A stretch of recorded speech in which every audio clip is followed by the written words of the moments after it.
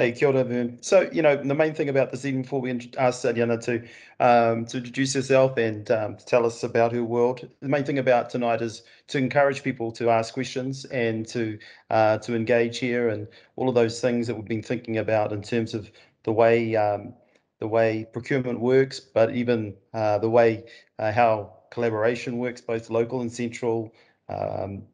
This seems a really good opportunity to chip in, please. So encourage everyone to do that. So yeah, without any further ado, nā manaki tangi kia koe Ariana, nau mai, haere mai ki te Poari, mai a mātou nā kai takitaki, nō reira tēnā hoki koe te rangatiri tēnei pō. Nei rā te mihi tuatahi kia koe te rangatira a Jason, mō tō karaki i te pōnei. Tēnā koutou katoa, ko wai au, i te taho tōku māma ko Ngāpuhi te iwi, i te taho tōku pāpa ko Ngāti Maniapoto, Ngāti Tūwhare tō ngā iwi. Ko Ariana Paul hau, ko au te manukura mō Amotai. And even more important, than what we do and is who we are. And so thank you for allowing me to be in this space. I absolutely love HTK and the kaupapa that you drive, the people that you serve. And so when I had the invitation sent through to come and join and be part of the kōrero tonight, it was an honour to have been invited. And so just want to mihi to all of HTK for the mahi you're doing around the motu, and in particular around this this period, which is such a crazy time in our lives, right? It's even though we've navigated now 18 months of this, we're still facing uncertainty. So it's nice to be able to actually gather in these forums, even though we can't physically be together. It's really, I think it's as part of our humanness, it's really important to stay connected, and it's what helps us to get through those moments where we just want to kind of just pack it in and curl up and just wake up when it's all over. But so I think I really do mihi to HTK and to the mahi that you're doing, to the way that you're bringing people together and talking about all sorts of kaupapa that are relevant and important. And so yeah, wonderful to be here. Thank you, Jace.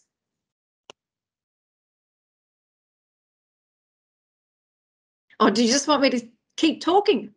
Well, I think there was the article and stuff recently about Wellington not understanding Auckland, and yeah, get you to talk a little bit about that, how you were seeing the sort of the glossing over of the reality of what was actually going down in Tāmaki, and what kind of motivated you to do that national press release. Yeah, that's a good quarter to start with.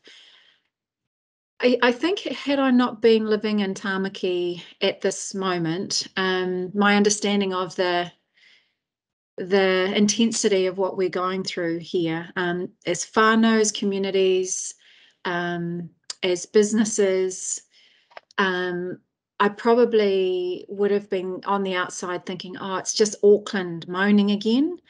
But having sort of sat in and amongst a whole bunch of business leaders for the last 18 months and seeing the impact of the first lockdown that happened, and the sort of like the way that the economy started to recover, but there were some places and spaces where that recovery wasn't as fast as others, and in particular for Māori and Pasifika.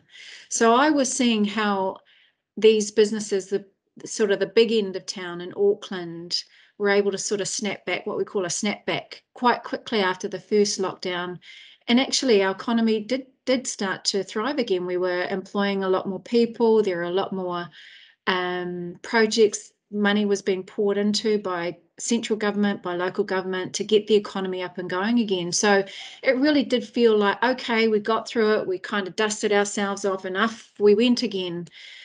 But after every other subsequent lockdown after that, I think that the Wellington connection piece to what was going on in Tāmaki, especially for our Māori and Pasifika businesses, which started to become a lot more vague. And I've certainly seen how vague that has become in this lockdown. So through the research actually that HTK did with about 700 Māori businesses asking around the survivability rates of coming through a lockdown, there were 23% of those businesses said that they would last at maybe 4 weeks. And the remaining 30 or so said we might last another, I think it was 8 weeks after that. Now, we've been in this particular lockdown coming up 9 weeks. And so I would, at a guess, think that we are going to be facing this very slow burn, but very painful, ache of our Māori and Pasifika businesses. And that messaging, not only from where we are sitting and from where HTK is sitting, as providers who are here to awhi small businesses, but I was also hearing it from like the EMA, from Auckland Chambers, from tourism, hospitality, from all of these other much bigger kind of entity groups where their organisations were also in pain. And so the realisation that not only is it impacting us, and we are mainly in the SME, the small to medium-sized enterprise space, but the bigger, larger businesses were also, grappling with actually how are they going to keep their doors open. And this, for me, is also very worrying because actually we've got a lot of whānau who are employed by these larger businesses here in Tāmaki. The ports, tourism. Let's talk about that. Let's talk about that. Those larger organisations, and because Amotai's main responsibility is to try and get these, main enterprises to shift their procurement a little bit more towards the Māori world and Pacific world. Wouldn't it have been a great opportunity for them to actually just accelerate up the procurement? What was going on in terms of, okay, we know we've got a sort of a dying economy. We know we're in charge of resources. How do we get these out quicker? What were you actually seeing was occurring behind the scenes? Yeah. So if we remember back to March, our very first lockdown, everything was like deathly silent. Like there were no roadworks going on. There were no building construction. Everything was silenced. So that actually caused a backlog in projects being able to be completed, but it also meant that through not only what we were going through, but on a global scale, the rest of the supply chain was also fractured. And so when you come back into a situation where you're in a level 3 and maybe some of us can go back to work, well, you've just laid off a whole lot of people because you couldn't afford to keep them on. So you're now having to re-employ people, but you're uncertain about whether or not you should, because what if there's another lockdown? And then the supply chain, well, I can't get my resources at the cost that I could get them for pre the lockdown, because now supply chain's broken. Actually, all material costs are going to go up. So there were all of these sort of like challenges around for businesses to actually go, I can really plan out my next 12, 18 months here and know for sure that I need X number of businesses, that it's going to cost me this much to run a project. And I think that's kind of somewhat we were saying, is that we could see that there was a big stop, not only here in Auckland or around Aotearoa, but around the world. So our supply chain broke down really, really fast. And so supply demand is kind of what keeps the economy going. Our demand was higher than our supply, so it means that actually the supply side can start driving up, costs.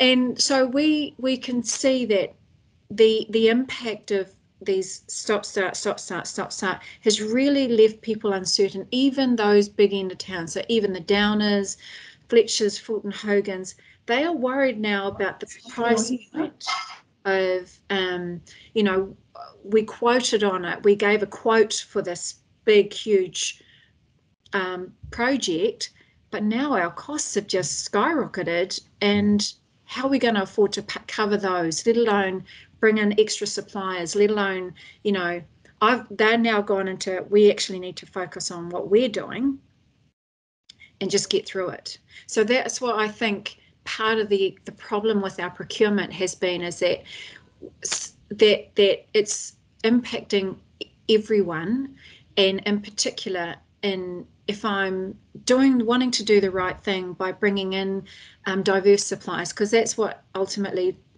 Amotai is here to help government procurement contracts to connect with Māori and Pasifika businesses.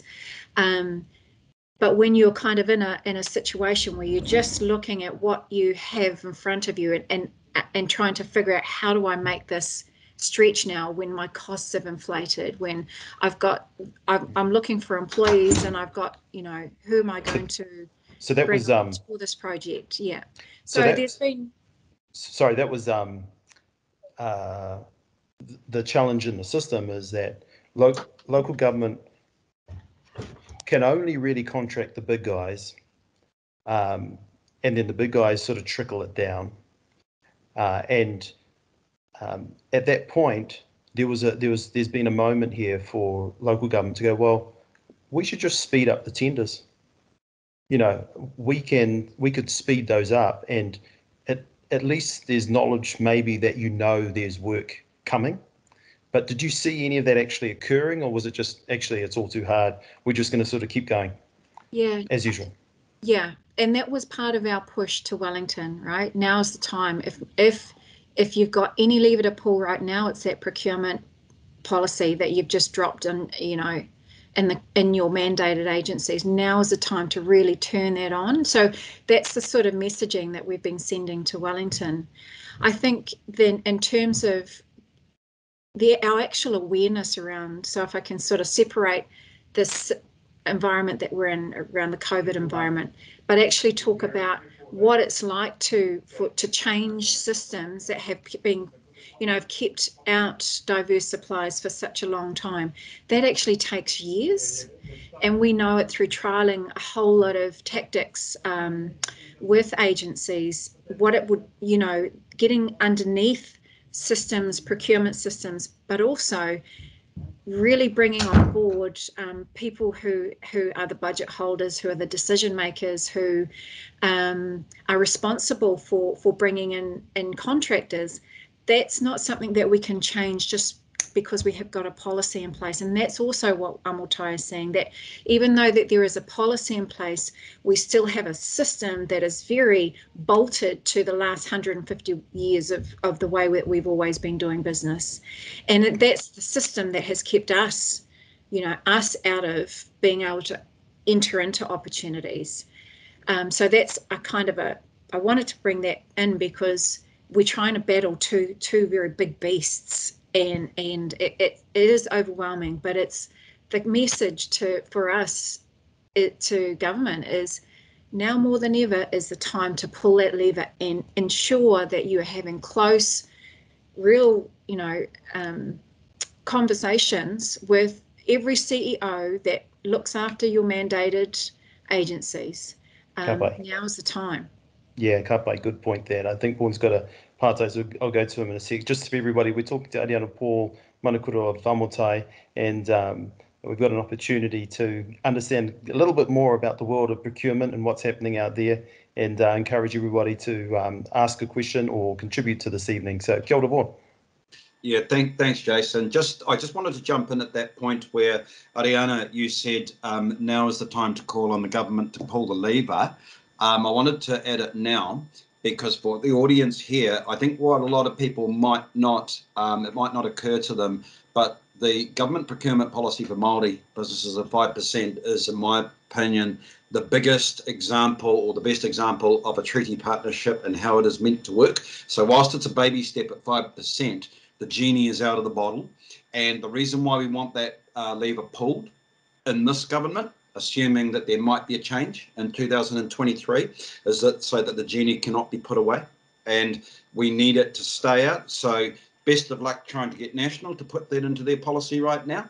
They don't think that way, but the bottom line is we need something so big that's working that why would you abandon this? And so that's where, from our perspective, we need to understand that even if you are not dealing with government, this is an example where the government does have triggers and levers at its disposal where it can make a difference, and this is one of them.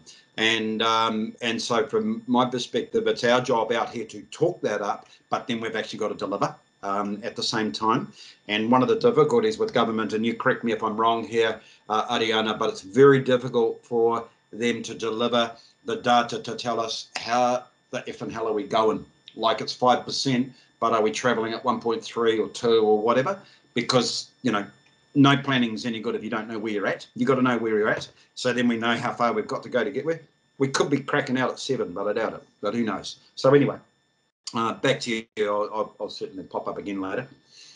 Pull my hand up there.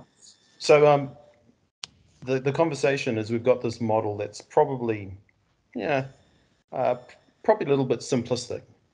And if you were to rethink a model, Ariana, like from what you've seen and what you've seen in terms of the infrastructure and what you've seen in terms of Wellington, how it operates, how you've seen in terms of large enterprise, what is it that actually is the missing piece here? Is it actually the percentage, or what's actually the model problem, if there is one? Yeah, I actually think that we could have been doing a lot more raising of, like, all of this thing around raising awareness, education, information. That is king. When you've got this big, huge change to any system, you've got to really make sure that people understand it, because policy was out, people had no idea. So people started interpreting it how they wanted to, you know, and then it got overwhelming. I'll give you an example. So New Zealand Defence Force, right? They procure big internationals to build things like missiles and big Navy boats and jet planes and all that. So here they're thinking, oh, shit, I've got a policy now that is asking me to find a Māori business to do stuff with. Māoris can make missiles? So they went straight to the big, right? And I'm like, hey, so how about, have you got anything that you'd like to build for those planes? Like a hangar, you know, or a tarmac, you know, how do you eat an elephant? You eat it one toenail at a time. So I think that was the other thing. People were like, oh no, freaking out. The other thing that they were freaking out about is that there was this myth, and that's part of the dispelling the myth that Māori and Pasifika businesses do not have capability. They actually thought that, you know, our Māori businesses and Pasifika businesses were one-man bands, you know, got no capability. And so whenever we'd talk to them, oh, but there's no Māori businesses or Pasifika businesses that can do that. Oh, really? Here's a list of 800 that we've just magically helped to find for you, you know. So I think there was this kind of,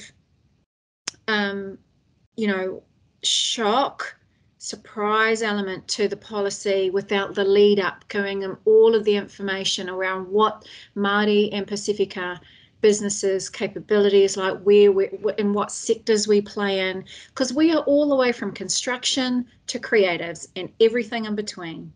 That's who we are.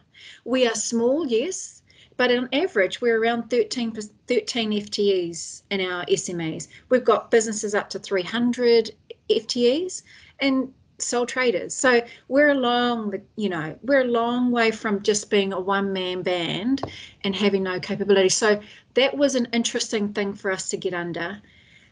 But I think the hardest thing for us to get through is that there is the underbelly of Aotearoa, this racism that exists, and we many times have been at the forefront of having to battle, and people are kind of saying to us, this is a racist policy, you know, this is a discriminatory policy, you're telling me I can't now procure. No, actually this is about, there is enough for everybody, and actually let's help, or, you know, give others an opportunity to be part of this.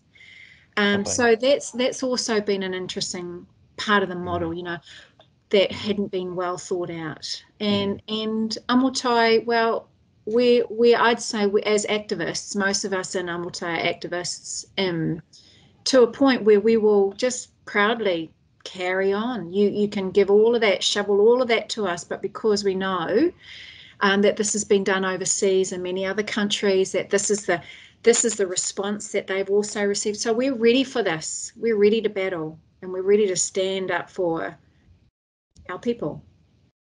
Ka pai. Kia ora, Ariana. Vaughan. Yeah, just jumping in on the racism part, and I didn't finish it off when I last. One of the reasons why we want to get the genie so big it can't be stuck back in the bottle is from a Māori perspective. So no disrespect to the Pasifika side, because I know Amotai is Māori Pasifika. We are friggin' treaty partners, and that's got to always be clear as to why this is not racist and why. I guess that one of the biggest learnings I've had in terms of working with Māori small businesses is actually the lack of awareness, even among our own people, of what a true treaty partner looks like and works like. And I think that's the messaging. Our job is to sell, this is why this is here, because this is you know, I hate using the word immigrant, but that's what it is. Everybody arrived after us, right? So that's why that is. And it needs to be celebrated. And so I think on one hand, on the inside, I go, well done to this government for letting this out of the bag. But we know that if there's a change of government in 2023, they will probably, it'll swing back the other way. And unfortunately, Māori will bear the brunt of that swing. So that's why we've got to position ourselves in a position to say there might be a backward step, but it's not back to where we started. There is, you know. And so thank God for the activism, because, yeah, that's, I would say, yeah. Can I join the we always need a bit of cajoling in this, and it's principally about this simple idea that we've had for some time, which is, how do you get other cultures to see you?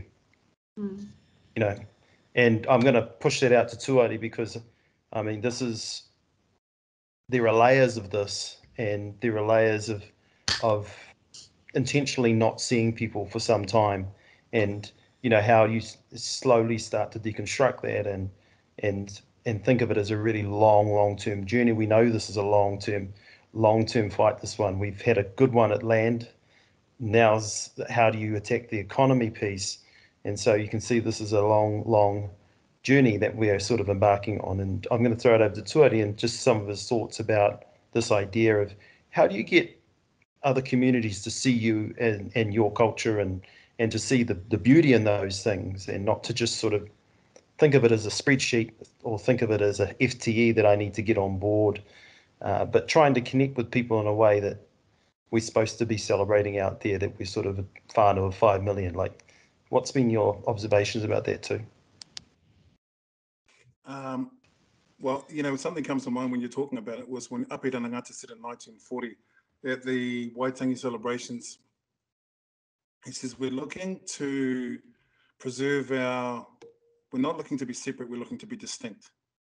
And I like what Amotai and what Ariana is talking about, because it really speaks to the power of speaking from your indigeneity. We get into this whole sort of conversation about cultural, and we talked about it a couple of weeks ago. What's the difference between indigenous and what's the difference between being cultural? And I think that if we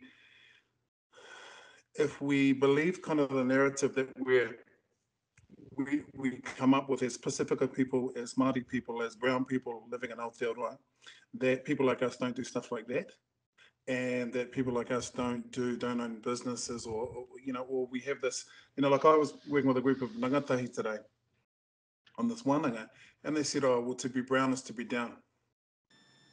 You know, they don't mean down in the cool, funky 1970s way. They mean that if you're brown, you're down. That's literally what the fellow said. So that's still a thing which permeates a lot of attitudes towards ourselves, and I think especially in the businesses, I think when we have the courage to work from indigeneity as opposed to spread the appearance of being cultural over the top of things, then I think it's when things are really going to change. And I think the things it's not so much about change, but it is about really hooving to who we really are. You know, and a question I wanted to ask Ariana, you know, when you were talking about, you know, you're working with Pasifika and you're working with Māori and kind of in this realm, what are the commonalities in terms of attitudes that perhaps need to be overcome? And what are the commonalities in terms of resilience that you've seen in and throughout the COVID situation, but prior to, and just what are your thoughts on that?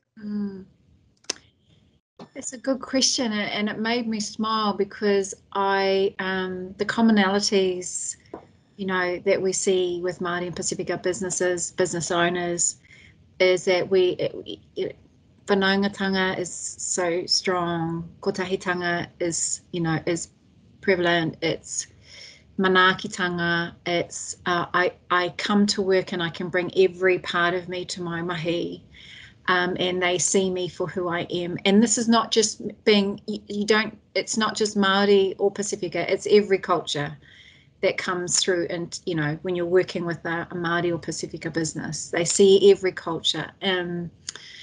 So I see that is definitely our strengths, you know, and we embrace the values that we are raised in. We carry that through in the way that we do our mahi, that we do our business. And actually, to some point, it can be a downfall. And I'll give you an example. Like, there are business owners that will pay their staff before they pay themselves. You know, they'll make sure that their staff have got money to put food on the kai on the table, to pay their bills, and it sometimes leaves them their own whānau. You know, so that comes back to that managing cash flow kōrero that you had with us, Vaughan, is sometimes where our hearts are so big for our whānau, for our kaimahi, that we then leave ourselves to last. And that, I think, is a bit of a downfall, a bit of a something. Actually, managing cash flow is probably a big challenge for us. And not, you know, especially if you're entrepreneurial. Like, if you're an entrepreneur, you just want to do the business. You don't want to have to spend time in GST and balances and, you know, watching money come in, come out. So that's often another challenge, that as a business owner, we're trying to be everything. We're trying to be the salesperson, be the accounts person, be the, you know, tamia. Yeah, and that can be a bit of a downfall for us. So I think the challenge of our businesses working with other, say, head contractors or primes or tier 1 businesses, there can be quite a clash in cultures or values. And when that clash happens, it's really, we struggle. And I know of instances where we've had international project managers on big projects, where our businesses have been part of the project and getting treated like second-rate citizens. And it takes a lot for us, you know, because we're very, very sort of like that tuakana kind of approach, you know, rangatira sort of approach. So we'll hold back until perhaps we've been pushed too far. And sometimes that doesn't always end in very well, you know. So I think, yeah, there is those cultural challenges that we and clashes that I see, and some of the things that we see in the breakdowns between our Amotai businesses, say, and a project manager, is really around relationships. And so engagement, meaningful engagement with our Māori and Pasifika businesses should be part of the procurement process, you know. Ariana, the normal way when we're thinking about government contracts is you're normally the subcontractor that's probably only got maybe 1 to 3 months to put something in. And it would seem that part of that structural problem is that if you were given a year to plan, collaborate with others, put together a consortium and actually bid, that mechanism is probably absent in all of this, that it's not actually designed to support smaller groups to consort, to bid. It's more designed to give it to a big guy and then shuffle it out. And so what's been that conversation in terms of rethinking the way some of those larger contracts? How's that been going internally? Yeah, so we call that lazy procurement, where you just want to deal with one person. And so we're challenging the buyers, so those who are like the say like Kāinga Ora, and who we've been working with for a long time, and we've challenged them to a point where they can unbundle those when they can see that actually we don't have to give 500 homes to one contractor. We can carve out some of these homes and actually let's do a closed tender for Māori and Pasifika businesses. So we are helping them to sort of do better at the way that they can, open up their procurement contracts. So that lazy procurement is a real thing. Good word. Yeah. Good word. Lazy Vaughan, you were going to ask a question. Yeah, that's I can relate to that. I think that's something that really started to ring with me now is that what we've always lacked in the small business sector, Māori, non-Māori, is that clear voice into government. So we have advocates that represent us, but most of them wouldn't know the front end or the back end of a small business. Now, that's not their fault. That's just the way that it's structured, whether you have EMA, Business New Zealand, whatever. Doesn't matter. I think that what, for me, and this is coming back to it's a big reminder. If you go across all of the political parties, there's 4 small business, either a minister or 3 spokesmen. Māori Party don't have a small business spokesperson because that's not their bag. But you've got Todd McClay at National, you've got Chloe Swarbrick at Green, Chris Bailey at ACT, and obviously Minister Stuart Nash. If you go through all of the policy and everything on their website, none of it's got much to do with what we're talking about tonight or today or the future. And the irony of all of that is every crisis in the history of man that's recovered economically, small business leads the way. And the reason why is it's not small business and big business. All big businesses need small businesses because small business is the grease that turns, or the oil that turns the wheels of industry. And the damage that's being done right now will get to an irreparable state. We're in a really dangerous phase right now where there are too many casualties, which impairs the recovery. And so, from this, the procurement model, I mean, not all Māori businesses are fit for purpose for that, but why is it so critical? It keeps that part of the economy alive, because let's say the turnaround's not for 2 years, we don't know, but there is a turnaround. I just think our government can't come up with a way to get us out of friggin' lockdowns, and so it's lockdown life for now, but we do know that one day the COVID jab is a flu shot, but we don't know whether that's 3 years away or whatever. But it's going to come, and we'll look back and laugh about it one day, but it certainly ain't funny now. And I think so, when you were sort of talking about that, and I talked about leadership, it's actually government will never come up with the answers. That has to come from us. But because we're so fragmented, they don't know who to listen to, where to go to, till we get our shit together in that respect and take them a solution. We've got to figure out how to make a piece of bait, they'll bite, Let's come back to the topic of collaboration and reach out to Pete. Pete, you had a party. One of the things you talked about earlier in the year when you were kicking off at Ōraki was how to track and measure this. Are you seeing a upsurge or upswell in the procurement process for Māori and Pasifika? I mean, it always seemed a bit loose in terms of how they were going to track and measure it. And to me, the only way to gauge success is to make sure it is being checked, measured, and results are being, people being held accountable. Yeah.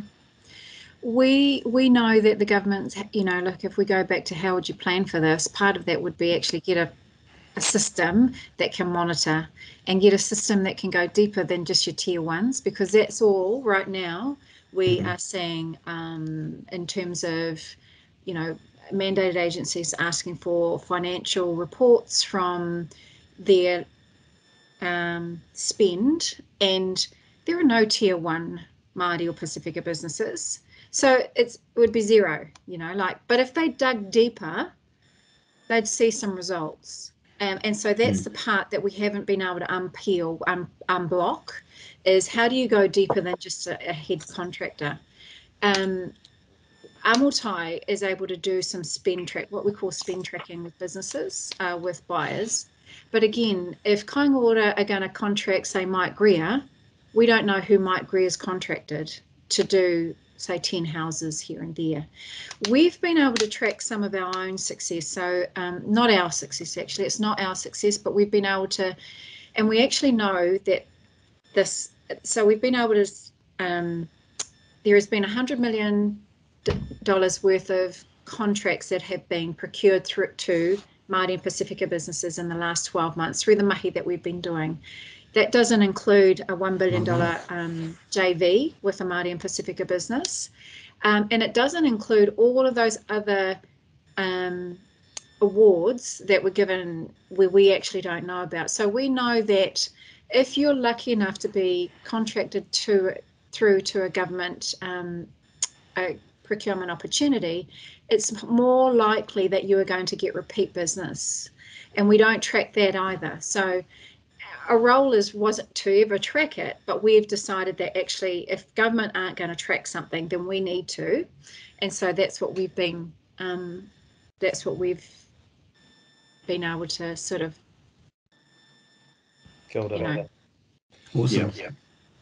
Kia ora, everyone. We're talking to Ariana Paul about her role in the big machine of procurement and how you get a large structure and a large culture to see a community and to see the good things that they might be doing out there and to try and find ways to spark their own economies. And so we're fortunate to have Ariana here to talk about that. And one of the things that came up this evening was how the Māori community, because on one hand, governments are always there, they're always predictable, they're always predominantly the same, but how does the Māori community actually organise itself better?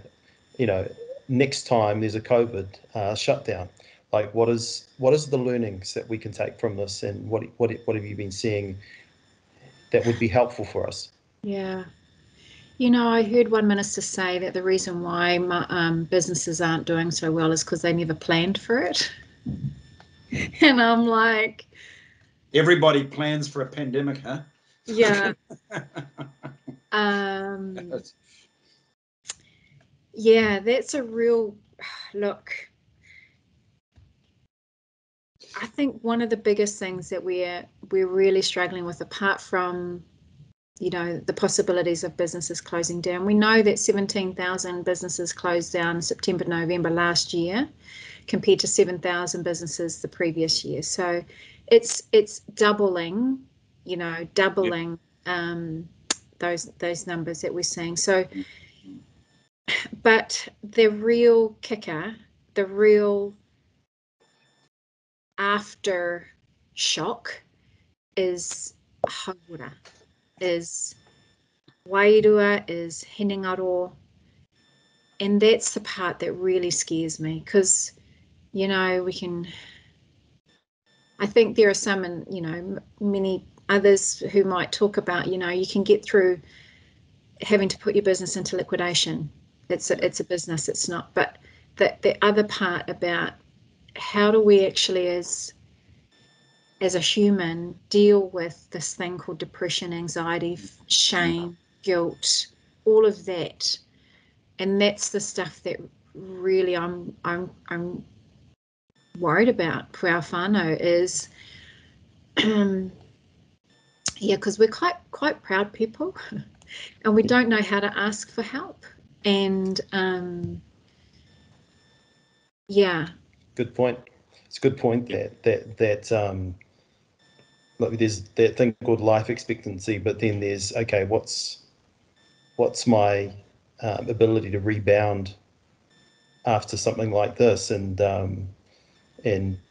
likely not easy as you sort of wrap up into a fetal position for at least a year and then try and come back in a different form. You do jobs that you don't want to do, and so you lose all of that potential in communities. That's really difficult to to assess. Vaughan, I know you've got something to add to that. Yeah, look, in terms of, the dark part of the reality, and that's how people are coping here. 20, 30 years ago, if you you probably, get the local paper and look to buy a business, half of them would be for sale and it'd say selling due to ill health. And you'd laugh and joke and say, oh yeah, the ill health of the P&L or the balance sheet, not the owner. Now it truly is. People are getting out of businesses because of ill health, but they can't sell them because they're not worth anything. That dark cloud that is over the small business community, some of you who live in Auckland or haven't been here, Viaduct is a well-known restaurant down there, Soul Bar, the concierge, or the, what do you call them, 25 years, committed suicide 2 weeks ago, right? That business will not be back. But that's a friend of mine owns the building. This stuff, it's hit home, right? The tsunami's coming in. It's not like it might happen, it is happening. And I've heard of 2 other suicides in the small business community, Māori, in Auckland. And so, shit's got real. And so, and I think that's one of the things from our perspective is that level of compassion. And it's a very hard thing to do when you don't know what's going on in people's minds. But it's a reality that we've got to do our part, to help there. So it's not pleasant stuff, but we can't avoid it. 2024, Ariana, so you're now the Minister of Māori Affairs, you're now the Treasurer, you're now the Minister of Small Business. You have all the levers. You also have Kāinga Ora as your private secretary.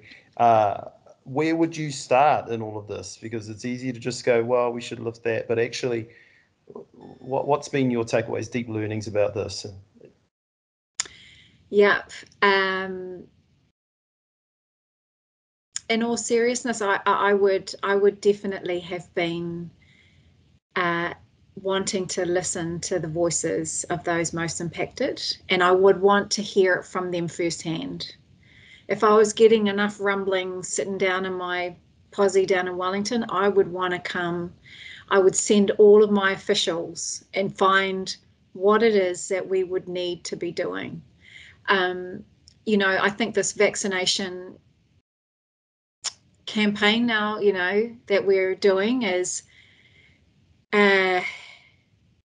why were we not coming out a lot sooner when, knowing how critical this whole thing was? And in fact, that's imprisoned us now because we were so slow.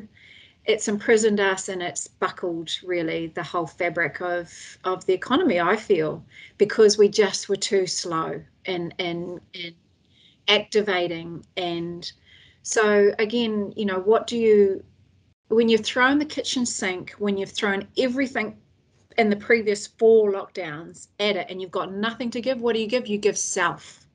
You give self. If that's all I had, if it was just turning up and showing that I want to know and I want to hear for myself what sort of pain this feels like, I would have been turning up front and center. I mean, when I'm seeing how challenged the government are with the vaccination rates for Māori, yeah, hello, 180 years we've had mistrust, and just because our Prime Minister's telling us to do something, no, we got to do it. Māori have to be leading these sorts of things. So the King put out a great, he called people together in the weekend, and to hear it from him, it was a different way that you feel it. It was a different way that you start to remember, I guess, that, when he talked about Taupiri and the big green patch of grass at the bottom of Taupiri being filled with our whānau from the Spanish flu, that stuff, gets to us. But when the Prime Minister's telling us that we're going to have a marathon or whatever it's called, a vaxathon or something, it's like, don't want to hear it. You've imprisoned us. Harrison, I know you've got a part-time one, so yeah, no way, good to see you. Kia ora no tātou te whānau, tuatai ko tēnei te mihi ki a koe, Ariana, mō tō wā. Kia ora everyone, sorry I've been offline and away for the last couple of weeks. Just welcomed our beautiful wee Pepe girl, nice and early, so nice and healthy too, so all is good. But First and foremost, just want to thank you, Ewa, for jumping on board and actually sitting here and listening to your kōrero in and around Amotai, your experiences and your expertise within this field, especially for us here in Ōtautahi. I am a part of a charitable organisation called Noaia.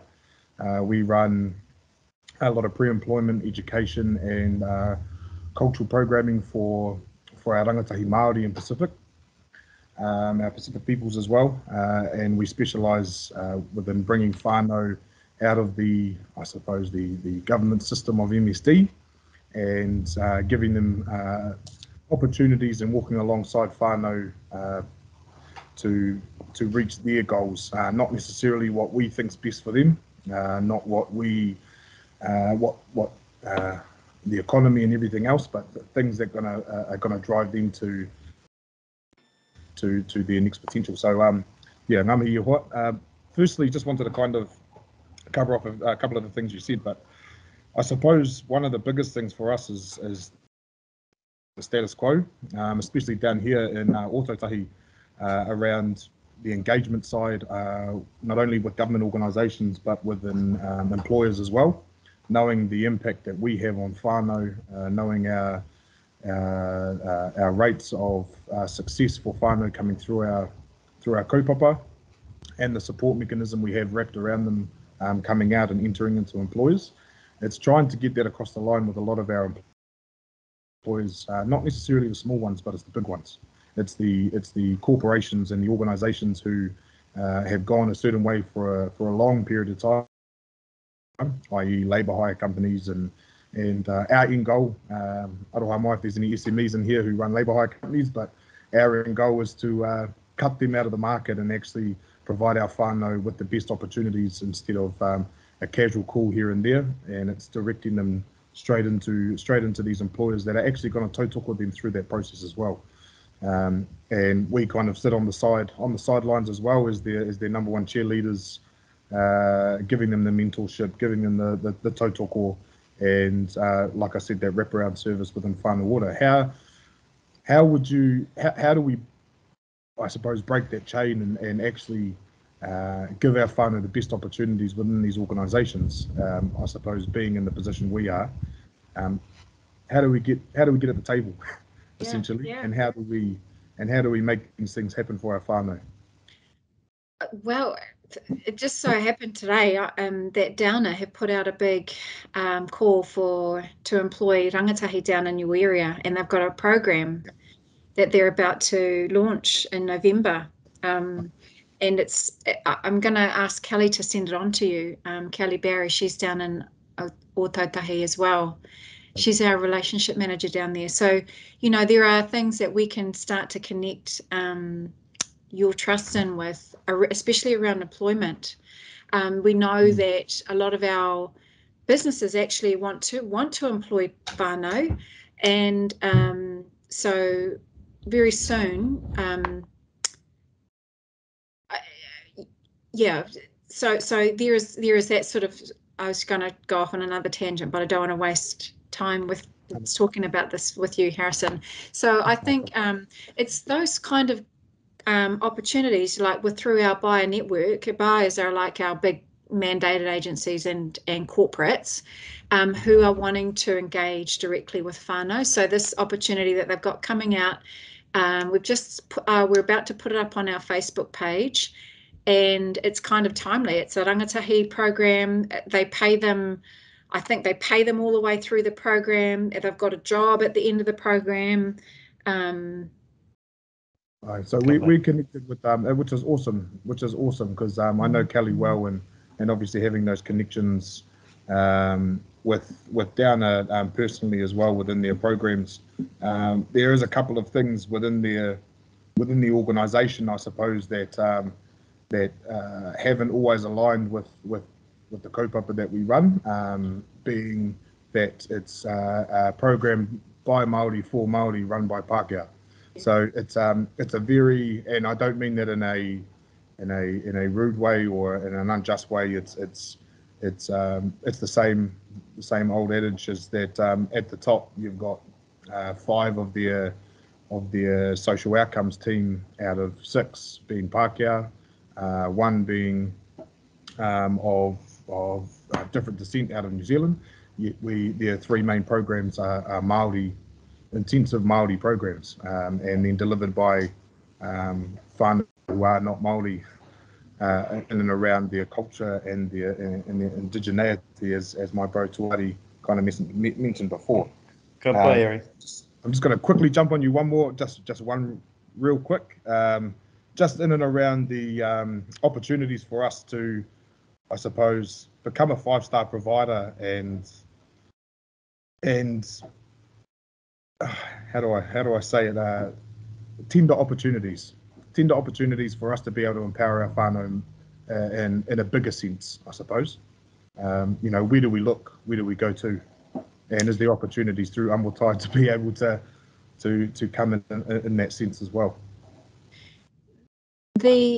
So when we think about those government contracts at the moment, what our government agencies, as I sort of explained around NZDF, they always think that it's got to be the large kind of like fish that we're trying to fry, and rather than seeing it in smaller bites. And so at the moment, the majority of those opportunities coming out will be around construction, civils. When in Christchurch in particular, I know that there's a real big,